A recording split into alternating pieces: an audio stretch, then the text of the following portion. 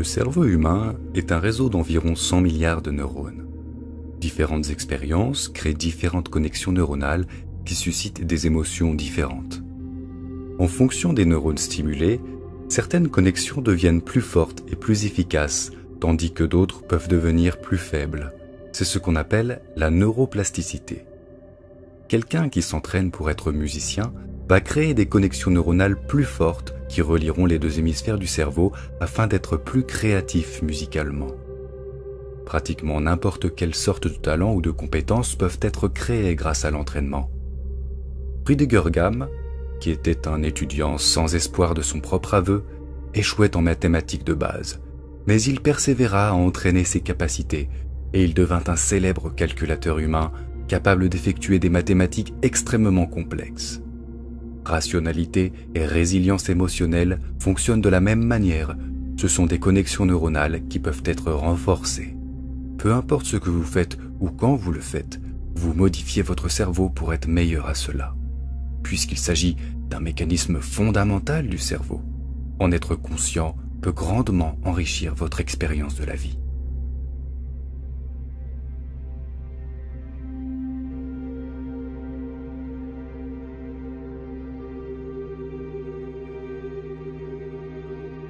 Des neurones spécifiques et des neurotransmetteurs comme la noradrénaline déclenchent un état défensif quand nous sentons que nos pensées doivent être protégées contre l'influence des autres.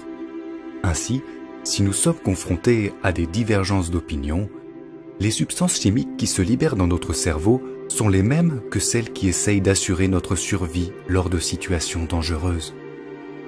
Dans cet état défensif, la partie la plus primitive du cerveau interfère avec la pensée rationnelle et le système limbique peut mettre KO la plupart de notre mémoire de travail, provoquant physiquement une étroitesse d'esprit. Nous le voyons dans les politiques de la terreur, dans les stratégies des joueurs de poker ou tout simplement quand quelqu'un est têtu dans une discussion. Peu importe qu'une idée soit valable ou non, le cerveau a simplement du mal à la traiter quand il est dans un tel état.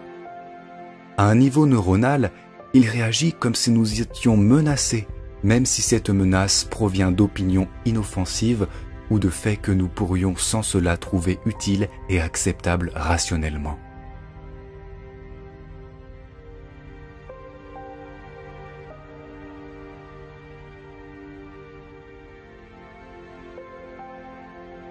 Mais lorsque nous nous exprimons et que nos points de vue sont appréciés, ces substances chimiques de défense diminuent dans le cerveau et la neurotransmission de dopamine active les neurones de la récompense, nous faisant nous sentir plus importants et augmentant notre estime de nous-mêmes.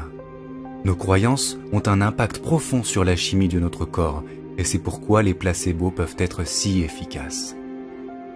L'estime de soi ou la confiance en soi sont étroitement liées à un neurotransmetteur appelé sérotonine. Lorsque l'absence de celui-ci prend des proportions graves, cela aboutit souvent à la dépression, à des comportements autodestructeurs, voire même au suicide. L'approbation sociale augmente le niveau de dopamine et de sérotonine dans le cerveau, ce qui permet de relâcher nos fixations émotionnelles et de devenir plus facilement conscients de nous-mêmes.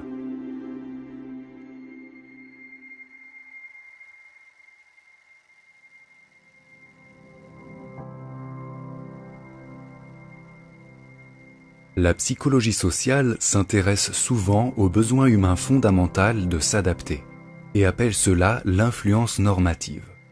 Quand nous grandissons, notre boussole morale et éthique est presque entièrement forgée par notre environnement. Ainsi, nos actions sont souvent le résultat de la validation que nous recevons de la société. Mais les récents progrès en neurosciences nous donnent une meilleure compréhension de la culture et de l'identité.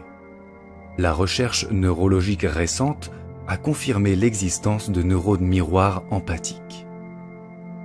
Quand nous éprouvons une émotion ou effectuons une action, des neurones spécifiques s'activent.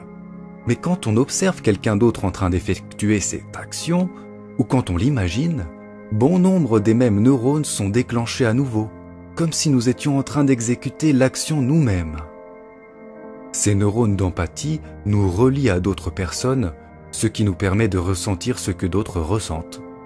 Et puisque ces neurones répondent à notre imagination, nous pouvons éprouver des réponses émotionnelles provenant d'eux comme si elles venaient de quelqu'un d'autre.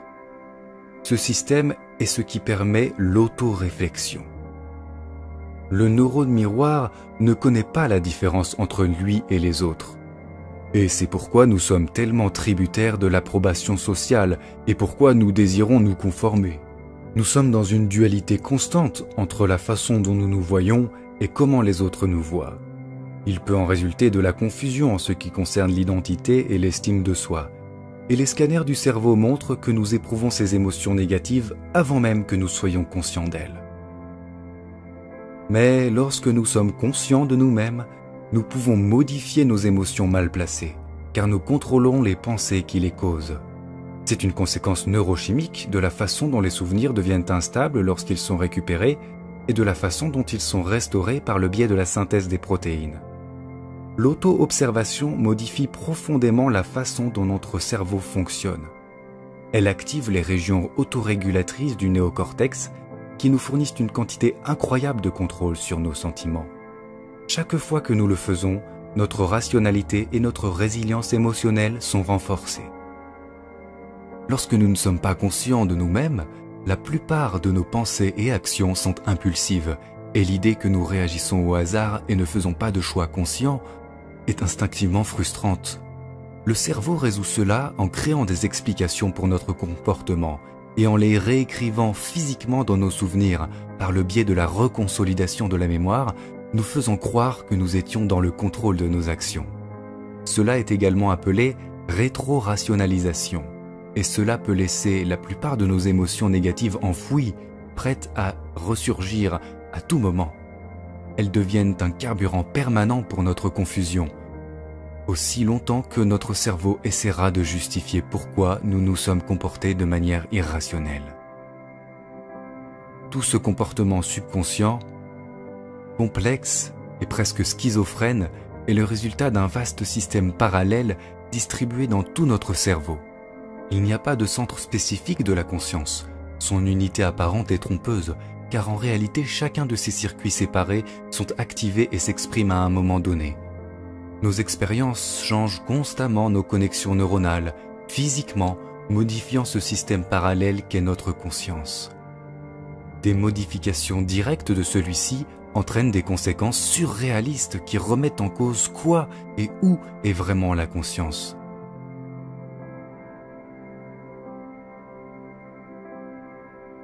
Si votre hémisphère cérébral gauche devait être déconnecté du droit, comme c'est le cas chez les patients dits split brain, vous seriez normalement toujours capable de parler et de penser à partir de l'hémisphère gauche, alors que l'hémisphère droit aurait des capacités cognitives très limitées. Votre cerveau gauche n'aura pas besoin de la partie droite, même si cela modifie profondément votre perception. Une des conséquences de cela est que vous ne pourriez plus décrire la moitié droite du visage de quelqu'un. Mais vous n'en parleriez même pas. Vous ne le verriez jamais comme un problème et vous ne vous rendriez même pas compte que quelque chose a changé. Étant donné que cela affecte plus que votre simple perception du monde réel et que cela s'applique également à vos images mentales, ce n'est pas seulement un problème sensoriel, mais un changement profond dans votre conscience.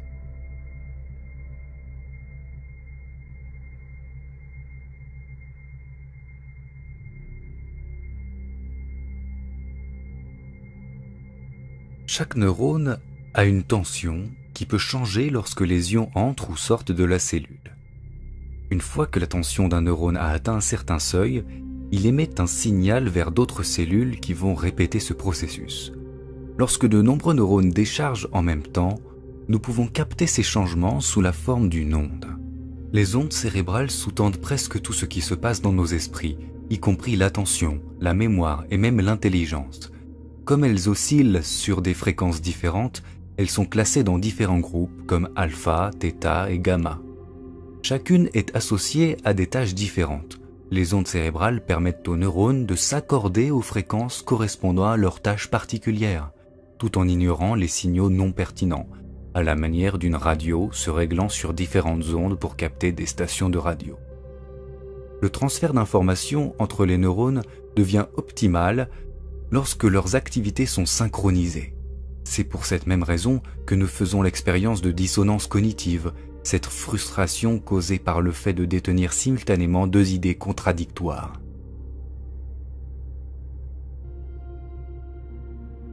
La volonté est l'outil fondamental permettant de réduire la dissonance entre chacun de nos circuits neuronaux actifs.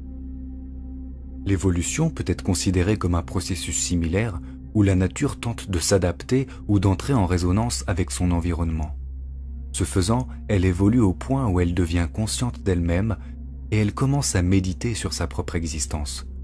Quand une personne est confrontée au paradoxe d'adhérer à une cause, tout en pensant que l'existence humaine est vide de sens, une dissonance cognitive se produit. Tout au long de l'histoire, cela a conduit beaucoup de personnes vers une posture spirituelle ou religieuse en réaction à la science, car la science avait échoué à donner des réponses aux questions existentielles telles que « Pourquoi suis-je et que suis-je » ?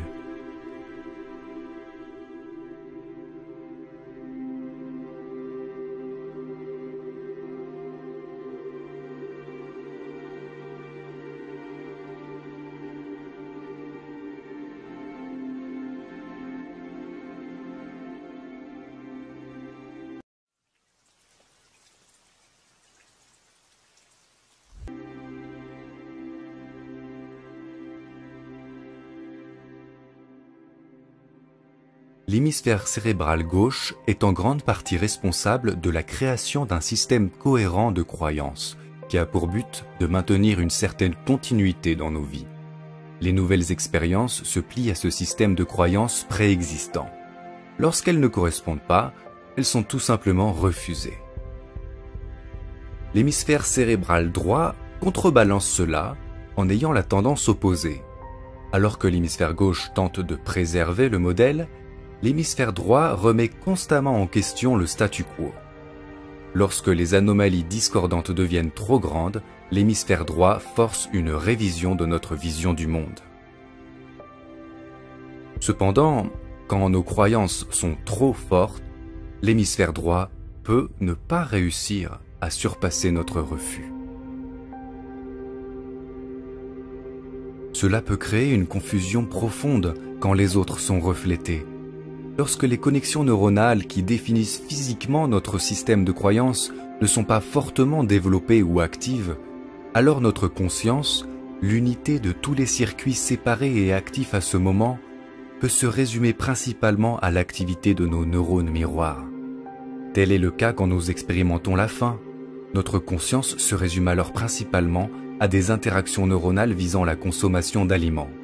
Et ce n'est pas la conséquence d'un quelconque noyau qui enverrait ses propres commandes vers différentes zones cérébrales.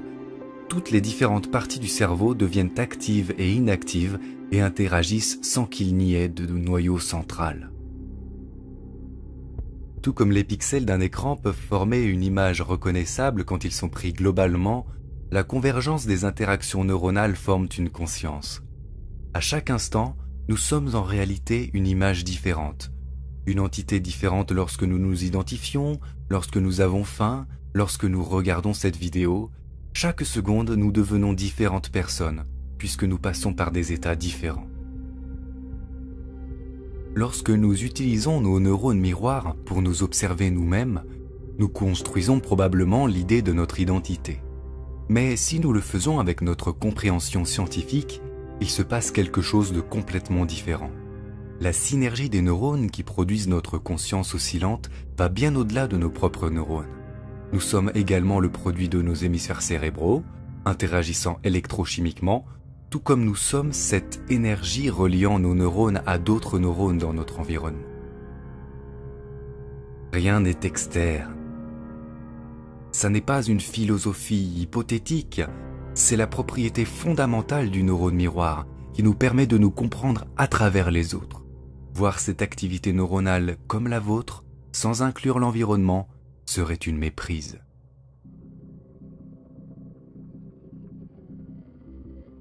Nos caractéristiques de super-organismes se retrouvent également dans l'évolution, où notre survie en tant que primate était liée à nos capacités collectives. Au fil du temps, les régions néocorticales ont évolué pour permettre la modulation des instincts primitifs et le dépassement des impulsions hédonistes pour le bien du groupe. Nos gènes égoïstes sont apparus pour encourager des comportements sociaux réciproques dans les structures supra-organisées, rejetant ainsi la notion de survie du plus fort. L'activité neuronale du cerveau résonne de manière plus cohérente lorsqu'il n'y a pas de dissonance entre ces nouvelles régions cérébrales avancées et les plus anciennes plus primitives. Ce qu'on appelle traditionnellement tendances égoïstes est seulement une interprétation limitée des origines de nos comportements égoïstes, dans laquelle les caractéristiques humaines sont perçues au travers du paradigme imparfait de l'identité, plutôt qu'à travers un point de vue scientifique sur ce que nous sommes, une expression momentanée d'une unité en constante évolution et sans centre. Les conséquences psychologiques découlant d'un système de croyances objectif sont les suivantes. Une conscience de soi sans lien au soi imaginaire, entraînant une augmentation spectaculaire de la clarté mentale, de la conscience sociale, de l'autorégulation et ce qui est souvent décrit comme être dans l'instant.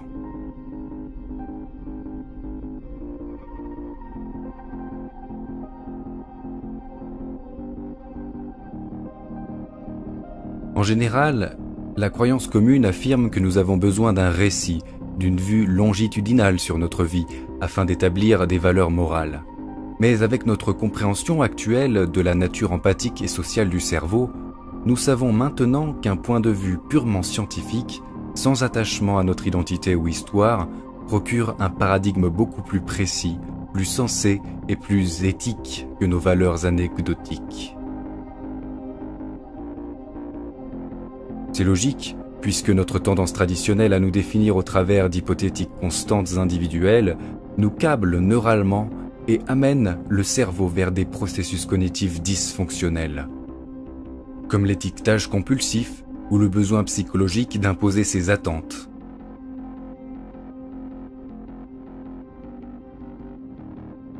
L'étiquetage sous-tend toutes les formes d'interaction dans nos vies quotidiennes, mais en étiquetant psychologiquement le soi comme interne et l'environnement comme externe, nous contraignons nos propres processus neurochimiques et expérimentons une déconnexion illusoire.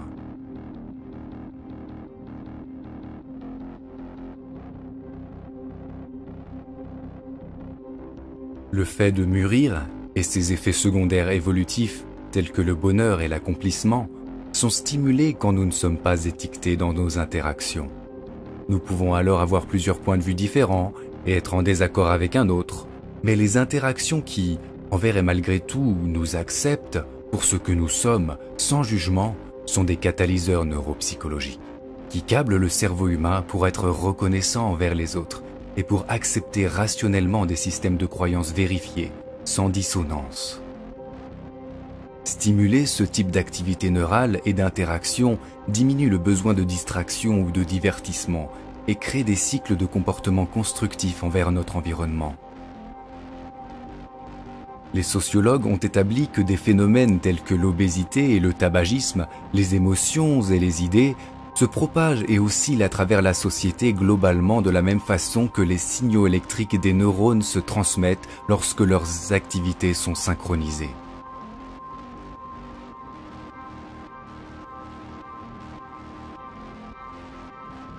Nous sommes un réseau global d'interactions neurochimiques et le cercle vertueux d'acceptation et de gratitude, s'entretenant par nos choix de tous les jours dans nos interactions, est la réaction en chaîne qui définira en dernier lieu notre capacité collective à surmonter nos divergences imaginaires et à contempler la vie évoluant dans le grand ordre des choses.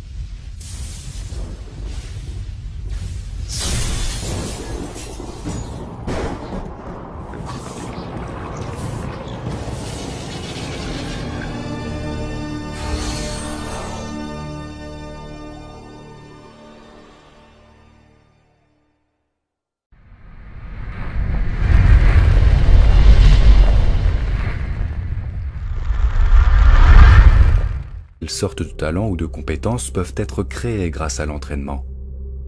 Rüdiger Gamm, qui était un étudiant sans espoir de son propre aveu, échouait en mathématiques de base, mais il persévéra à entraîner ses capacités et il devint un célèbre calculateur humain capable d'effectuer des mathématiques extrêmement complexes. Rationalité et résilience émotionnelle fonctionnent de la même manière, ce sont des qui suscitent des émotions différentes. En fonction des neurones stimulés, certaines connexions deviennent plus fortes et plus efficaces, tandis que d'autres peuvent devenir plus faibles. C'est ce qu'on appelle la neuroplasticité. Quelqu'un qui s'entraîne pour être musicien va créer des connexions neuronales plus fortes qui relieront les deux hémisphères du cerveau afin d'être plus créatif musicalement. Pratiquement n'importe quel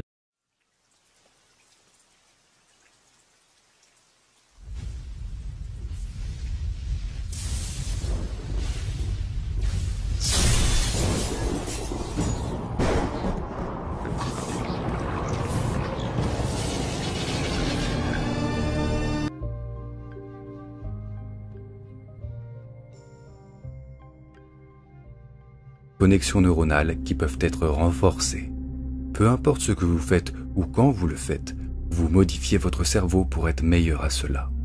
Puisqu'il s'agit d'un mécanisme fondamental du cerveau, en être conscient peut grandement enrichir votre expérience de la vie.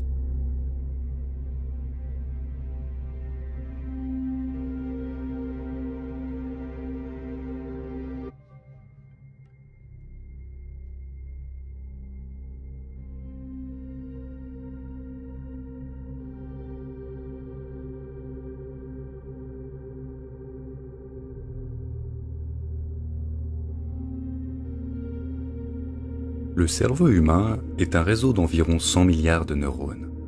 Différentes expériences créent différentes connexions neuronales